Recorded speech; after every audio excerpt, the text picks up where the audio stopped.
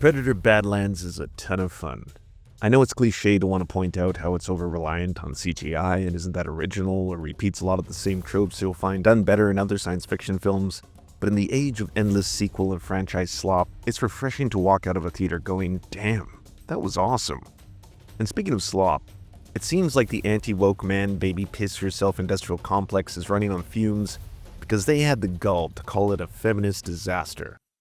Oh my godsy, cutesy wootsy, ohsy bootsy, oh my godsy! Disney in their infinite wisdom, and by infinite wisdom, I mean complete and utter recreation, have turned the Predator into a girl brand.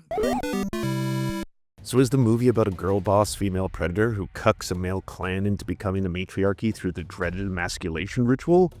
Shockingly, no.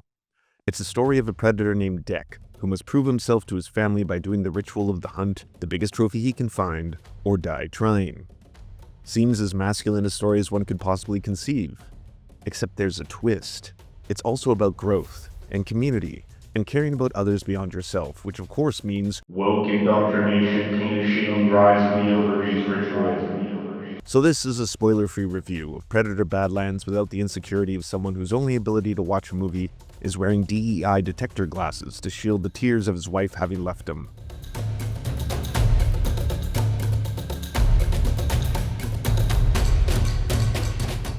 Predator Badlands is the second feature film from director Dan Trachtenberg, after his phenomenal entry Prey. I can't say enough good things about that film, but it's just a movie that's solid from start to finish for a series that I had thought had completely run out of juice.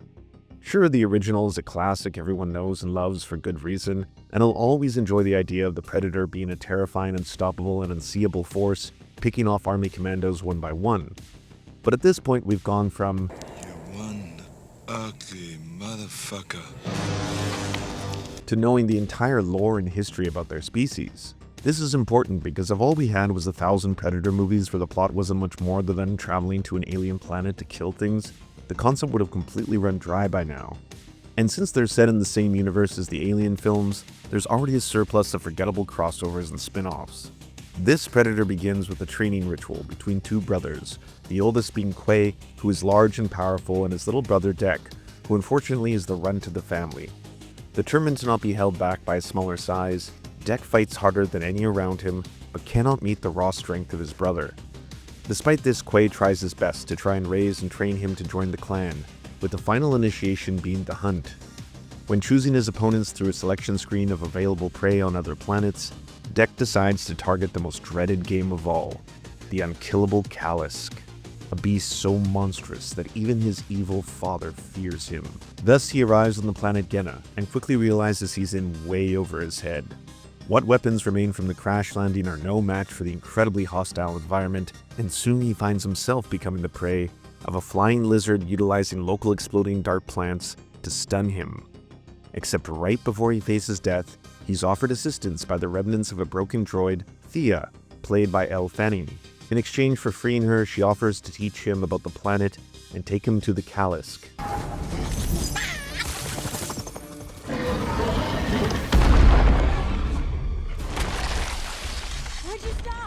Get out of here! Yet he's unwilling to partner up with anyone, as the motto of the Yokcha is to hunt alone, so he only agrees if he can treat Thea as a tool rather than a person. Along the way they meet an adorable creature named Bud, who helps save their life and tries to join them as a family through the tradition of spitting on someone on the forehead. And I gotta say, in a world of endless Star Wars, cute creature to toyline tie-ins, it was actually a ton of fun, wanting an unlikely friendship between the cold and insecure Deck and the little unlikely companion Bud. Alas, Deck is too rigid in his ways, and he abandons Bud and continues on his mission with Thea. We also learn that Thea is one of 2 android models of the Weyland Corporation and has a sister who was also defeated by the Calix before the movie began, that she wants to reunite with, named Tessa. This gives Elle Fanning a great opportunity to flex her acting muscles, as she plays both the protagonist and antagonist of the film with equal charm. Tessa being a cold, calculated, and ruthless robot determined to complete Weyland's mission of complete resource extraction from the planet, and Thea is the more empathetic and lovable android who is willing to defy her own masters if she feels it's the right thing to do. Oh, Tessa. The company is not pleased.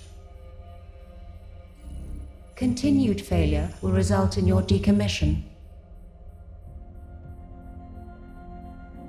Where's Thea? The Yautja has Thea. Her philosophy of having empathy for other living things doesn't penetrate Deck's pride, so instead she resorts to talking to him about one of Earth's apex predators, the wolf, convincing him that the alpha of the pack is not he who kills the most, but the one who protects the clan. And thus we get the woke messaging of the film that seems to have filled some children's diapers. A great warrior, or if we transpose it to the viewer, person, is one who thinks of others above themselves.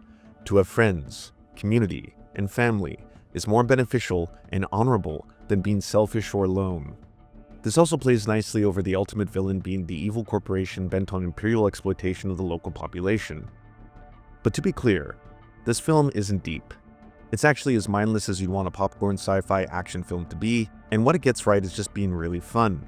While the stakes are a little low, which is surprising on literally the deadliest planet of the galaxy, because there's so few characters, it never really feels like they're going to kill any of them off. But you do end up sincerely rooting for the heroes, especially in the epic final battles, because you come to love the adorable team of misfits finally all being badass together.